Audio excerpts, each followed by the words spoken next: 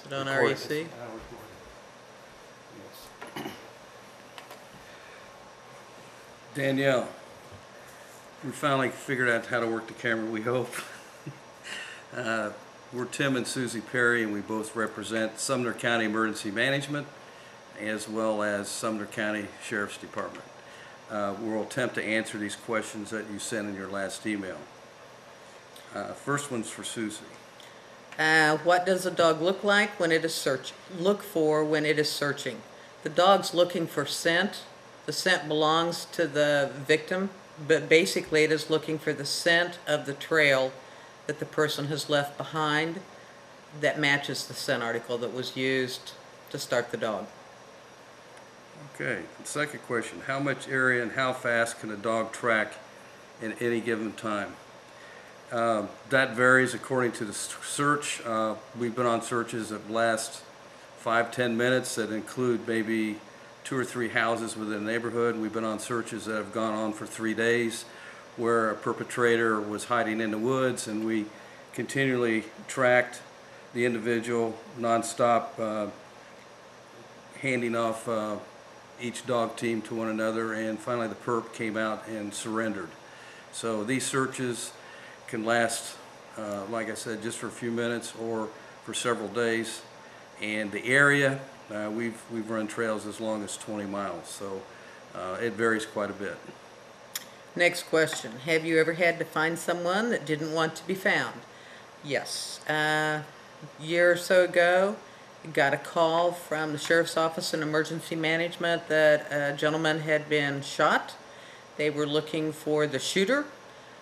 Got to the scene, harnessed the dog, took a scent article, and went maybe 3 blocks, and Maddie, the middle dog, that would be material witness, she went up to this house, kept circling the house, many people outside, did not want to let her in, did not want her on the porch, went back, started her again, new scent article, ran basically the same trail, went right back to the house.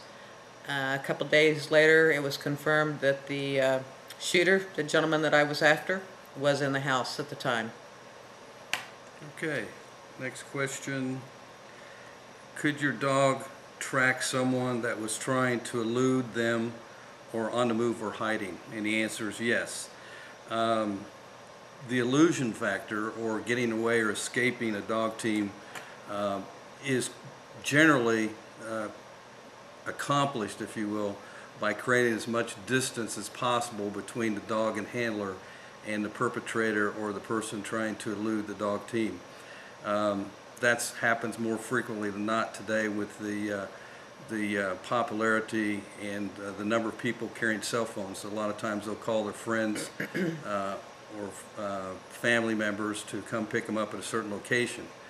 Obviously, it's easy to understand that you get in an automobile, they can travel 20, 50 miles per hour, and a dog team on lead working the scent is only traveling 2 to 3 miles in an hour. So usually we get to the scene, there's already 1 hour's passed, and if this person's trying to elude us, he already has somewhere in the neighborhood 2 to 3 mile head start on foot. So yes, they could be eluded, but the dog would continue to follow the trail even if they entered the car. It just depends on the agency how determined and how important it is in order to find this individual.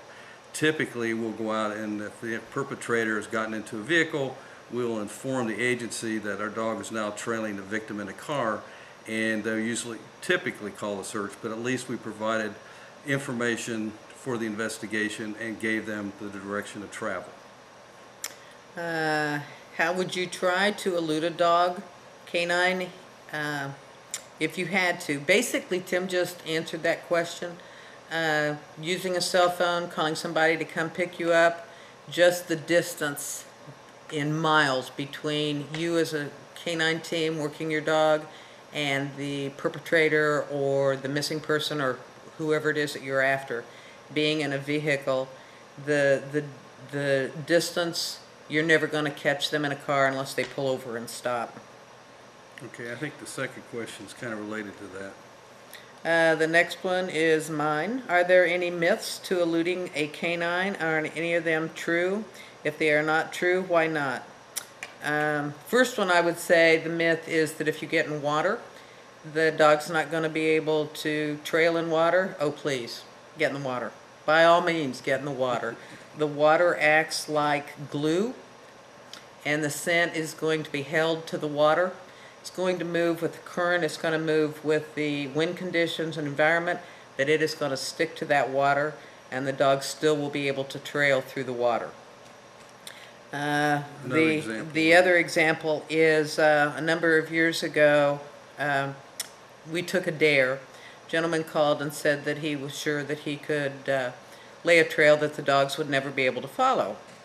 And this was at a seminar.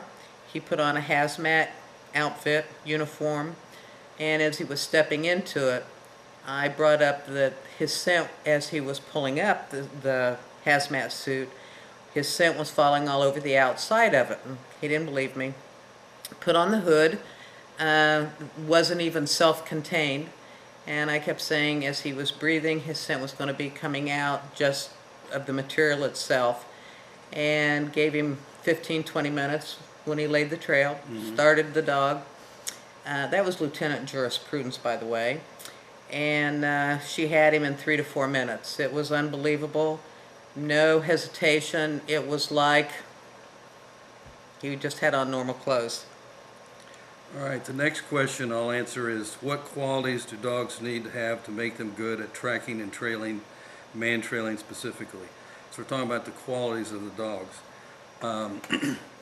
I think it's important that the dog have a lot of what we call high drive and determination, and that's what makes the Bloodhound breed so successful at man trailing, is their approach to it. It's a game, it's fun, it's something they enjoy doing, it's in their breed, and just a lot of determination. They just don't want to quit. And there's been several cases where we've been out doing some trailing, and it's been a hot summer day here in the south, 90 plus degrees, and I've actually had to stop and rest and drink water, as well as stop the dog and restart the dog and rest the dog and give them water. They just don't want to stop. It's just their drive and determination that makes them so good at what they do. All right, the next question is Yours. Mine again. When beginning a chase, what's the most important things to a successful pursuit? I think Susie would agree that the most important thing is to make sure that you have a scent article that belongs to the quarry or the individual you're trailing.